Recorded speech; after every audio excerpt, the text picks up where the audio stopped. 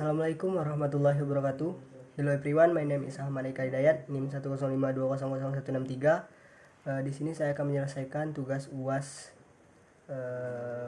administrasi negara saya. Soal yang pertama, jelaskan paradigma administrasi negara. Paradigma administrasi merupakan suatu teori dasar atau ontologi administrasi dengan cara pandang yang relatif fundamental dari nilai-nilai kebenaran, konsep, dan metodologi serta pendekatan-pendekatan yang dipergunakan.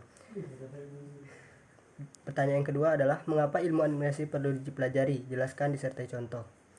Menurut saya, belajar ilmu administrasi baik hanya sekadar ilmu dasar maupun ilmu tingkat ahli, spesialis adalah suatu yang penting dan harus dimiliki oleh setiap orang yang ingin berkecimpung dalam dunia sosial politik dan organisasi dalam masyarakat.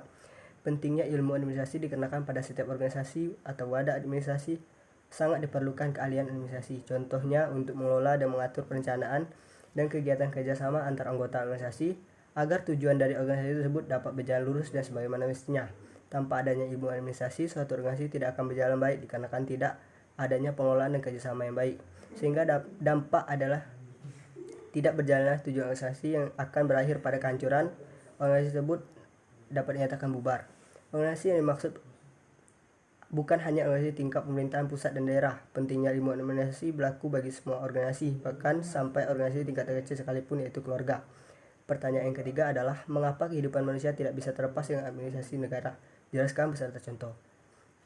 Jawaban, karena administrasi dapat memberikan informasi tentang data seseorang yang sewaktu-waktu dapat digunakan untuk keperluan dan merupakan inti yang sangat dibutuhkan agar segala urusan dapat berjalan lancar ketika membutuhkan hal dan fakta yang tercatat secara rinci.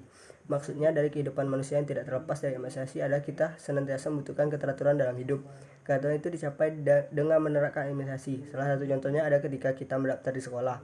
Jika tanpa administrasi yang handal, pendaftaran siswa baru di sekolah akan kacau karena terdapat ratusan hingga ribuan yang mendaftar di satu tempat, masing-masing dengan selera yang berbeda.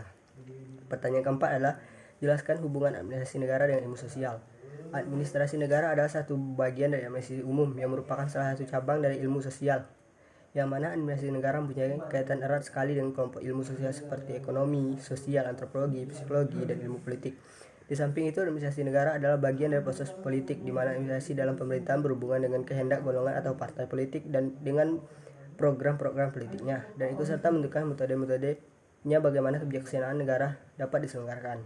Pertanyaan yang terakhir adalah, bagaimanakah dampak perkembangan teknologi terhadap administrasi? Jelaskan beserta contohnya. Jawabannya adalah, sumber daya manusia merupakan faktor yang sangat sentral dalam organisasi apapun bentuk dan tujuannya. Organisasi dibuat berdasarkan berbagai visi untuk kepentingan manusia, begitu pula dalam pelaksanaan misinya, maka dikelola dan diurus oleh manusia. Dengan demikian, manusia merupakan faktor yang sangat strategis dalam semua kegiatan organisasi, agar dapat mengatur dan mengurus sumber daya manusia berdasarkan visi organisasi sehingga tujuan organisasi tercapai. Maka dibutuhkan ilmu manajemen yang sering disebut dengan manajemen sumber daya manusia atau pengelolaan kepegawaian.